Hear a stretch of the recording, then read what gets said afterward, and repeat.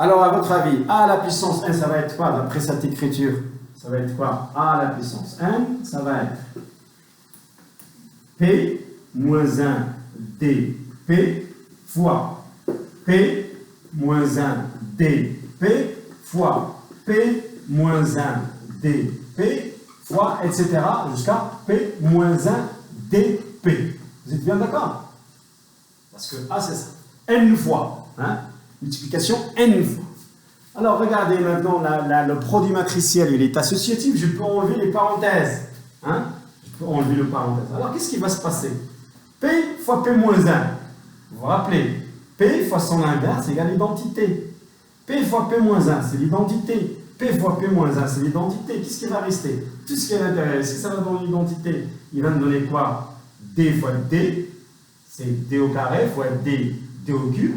Donc, à la fin, on va avoir P moins 1, celui-là, qui est là, fois D à la puissance N.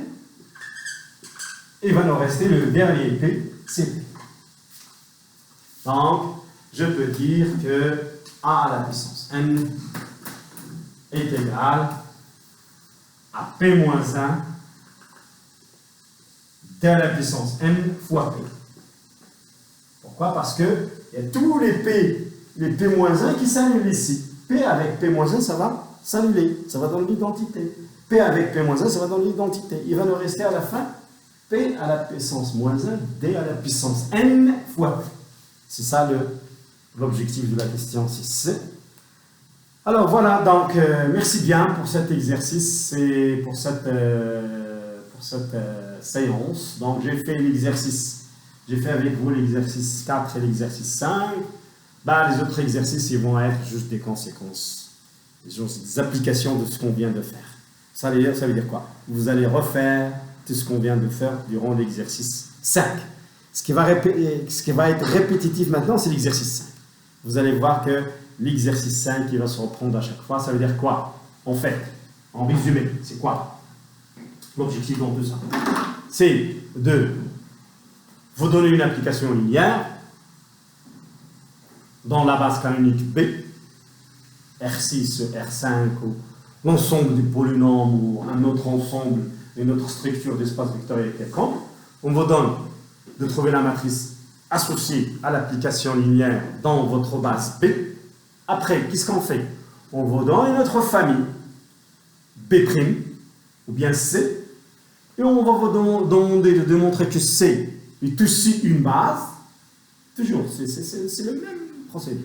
On va démontrer que C est une base, chose que vous êtes capable de faire, et après on va vous demander de trouver la matrice de passage de B à C, ça veut dire à la nouvelle base, et après la question 4, ça va être toujours de trouver la nouvelle matrice de F associée dans la base, dans la nouvelle base B', et après, on va bien sûr essayer on va passer à cette représentation, d'exprimer bien sûr A sous forme de P-1, parce que vous allez calculer P-1, P est toujours inversible, D vous l'avez trouvé, et P, et on va vous donner de calculer une puissance.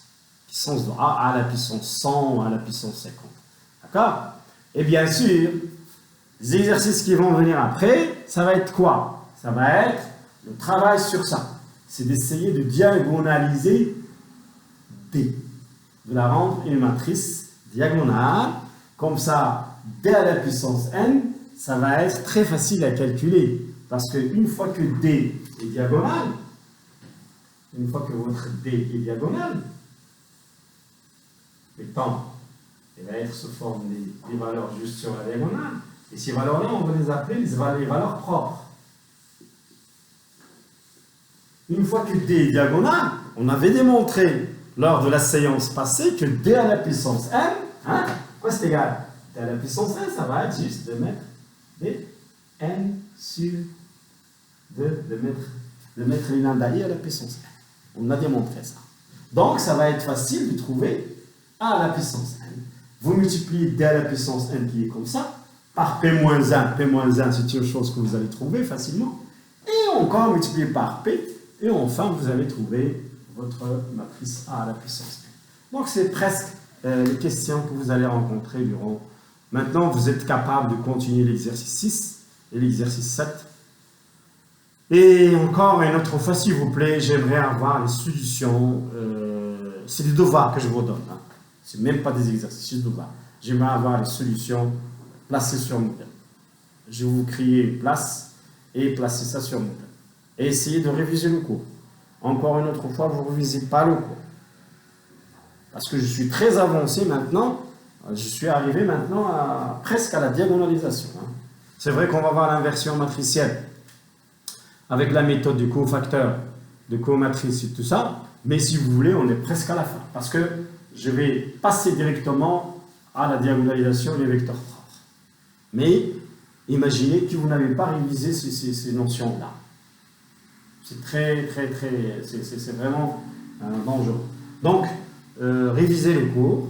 Vous avez toutes les capsules. Essayez de faire les exercices. S'il vous plaît, ne faites pas juste les exercices que je vous donne. Essayez d'aller sur Internet. Et je vous donne d'autres références. Cherchez matrice de passage, application linéaire. Écrivez matrice. Donc vous allez sur Google. Tapez exercice corrigé. Ou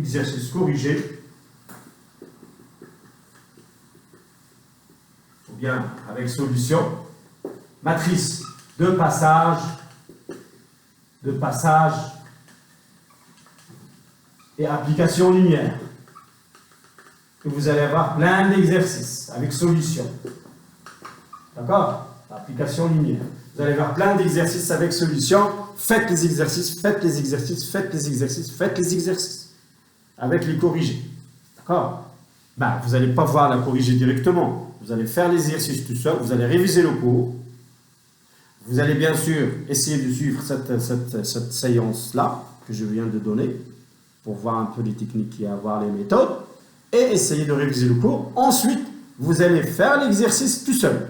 Après, essayez encore une deuxième fois. Une troisième fois, là, vous allez voir la solution, s'il vous plaît. Là, vous allez voir directement la solution. D'accord? Donc, c'est à peu près la méthodologie avec laquelle vous allez travailler jusqu'à, bien sûr, Inch'Allah, vous allez pouvoir sortir de cette situation. Hein. Donc voilà, ça c'est pour l'algèbre. Donc les TD de cette semaine vont dérouler sur cette fiche, plus les exercices que je donne toujours. D'accord? Alors maintenant, bien sûr, demain, je vais essayer de préparer une capsule de cours, 5 ou 6 vidéos, sur les intégrales généralisées pour finaliser les intégrales généralisées une fois pour toutes. D'accord? Alors, je vous remercie. Bonne chance encore une autre fois. Et essayez, s'il vous plaît, plus de rigueur. Parce que les vues sur le nombre de vues, je ne suis pas satisfait du nombre de vues.